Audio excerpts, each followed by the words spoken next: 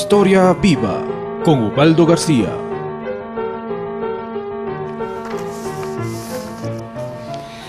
Existen algunos de los próceres de nuestra independencia que no han sido catalogados en su verdadera dimensión.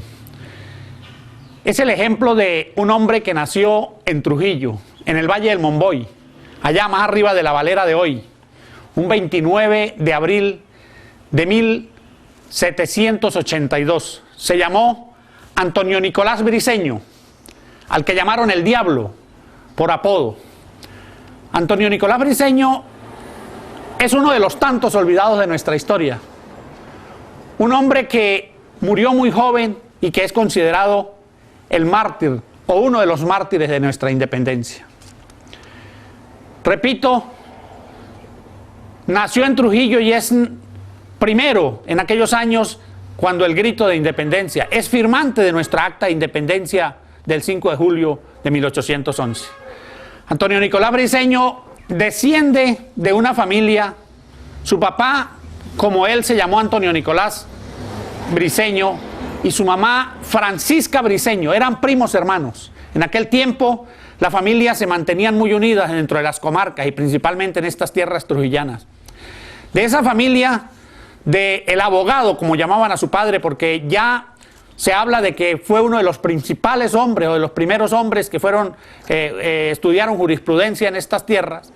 Nacieron 8 hijos, todos prácticamente se dedicaron, bueno, unos fueron abogados, otros fueron agricultores, otros fueron escritores, hay algunos muy importantes, pero todos se unieron a la lucha de la independencia.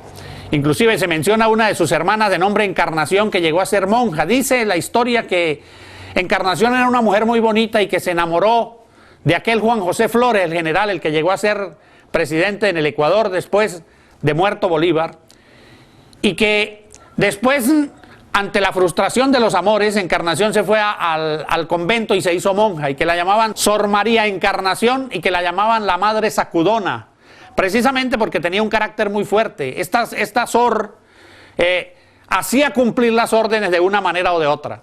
Es decir, sacudía a cualquiera, y por aquello de que pues venía de esos briceños, de esa raza briceño que eran bien decididos y aplomados para tomar decisiones. Antonio Nicolás Briceño, muy joven, estudió en Trujillo, posteriormente quiso estudiar en Mérida, fue a Mérida. Y hay también una nota interesante, era una familia sumamente, bueno, poderosa en cuanto a riquezas. El papá era dueño de muchas haciendas, principalmente de añil, de café, por aquellos tiempos más que todo caña, en lo que es hoy Valera, en lo que es hoy Motatán. El papá, el abogado, el papá de Antonio Nicolás, el papá del Diablo, es el fundador de Motatán, o uno de los fundadores de Motatán, en aquellos tiempos del 1790. En adelante, Antonio Nicolás es enviado a Bogotá y sigue estudiando abogacía y después vuelve a Caracas. Entonces es importante, amigos oyentes, entender cómo que un hombre hace 200 años en estas montañas trujillanas tenían esa facilidad para moverse hacia Bogotá, hacia Caracas. Pues sí, esta familia incluso se dice que tenía posesiones, fincas en Barinas, fincas en el centro del país, y que tenían amigos y amistades en Maracaibo y en Bogotá. Por lo tanto, Antonio Nicolás se hizo abogado y se fue a Caracas.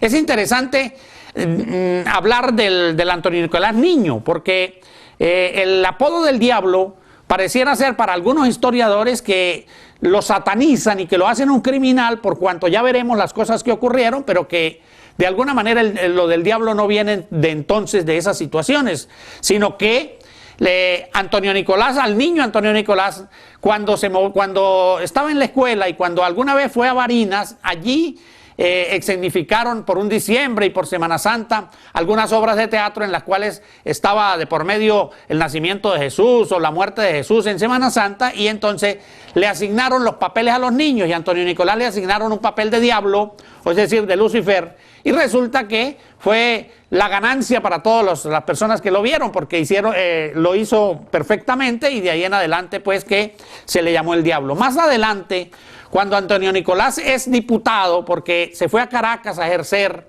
como abogado, allí inclusive hay una una experiencia que dice, e incluso existen documentos que lo prueban, que por supuesto conoció a Bolívar y conoció a todos los hermanos Montilla y a los Ustari, y fue amigo de los Rivas, porque estaban en estas ondas de la conspiración, pero que por aquellos tiempos, siendo que eran mantuanos, tuvo un conflicto con el Libertador por algunas tierras en lo que hoy es Yare, San Francisco de Yare, porque recordemos que estas familias poderosas tenían haciendas, como Bolívar lo sabemos, en San Mateo, Atos en el Llano, en lo que es el estado Guárico, y que por haberse casado Antonio Nicolás Briceño se enamoró y se casó con una de las Aristiguietas, con una mujer que se llamó María de los Dolores Aristiguieta Jerez y Heller. Pues era de las Aristiguietas, y resulta que esta mujer heredó en las tierras de Yare posesiones que le asignó a su tío o su familiar, porque incluso se dice que esta mujer pues era en familia con el Libertador y que tuvieron unas tierras en Yare.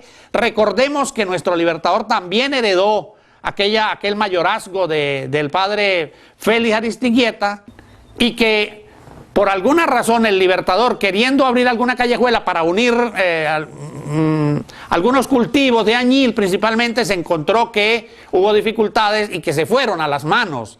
Hay alguna versión que dice que Antonio Nicolás amenazó con la pistola al joven Libertador. Eran de la misma edad. El uno había nacido en 1782, Antonio Nicolás, y Bolívar un año después. Y que lo cierto que arreglaron estos problemas en algún tribunal, y que después de un tiempo fueron muy buenos amigos. Se casó, como le digo, con la aristócrata, una de las 9 musas de las que habló Humboldt, porque eran mujeres muy hermosas, mujeres muy lindas, que vivían en la Caracas entonces, que sabían tocar el piano y que se expresaban verbalmente con mucha gracia. Y Antonio Nicolás fue uno de los agraciados que se casó con esta joven, con esta mujer.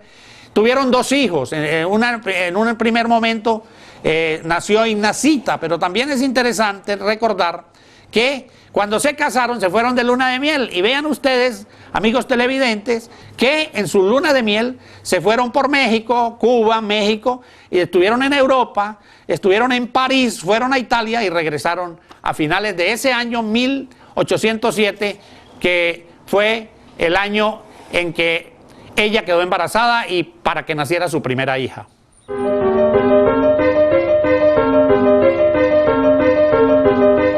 Historia viva con Ubaldo García.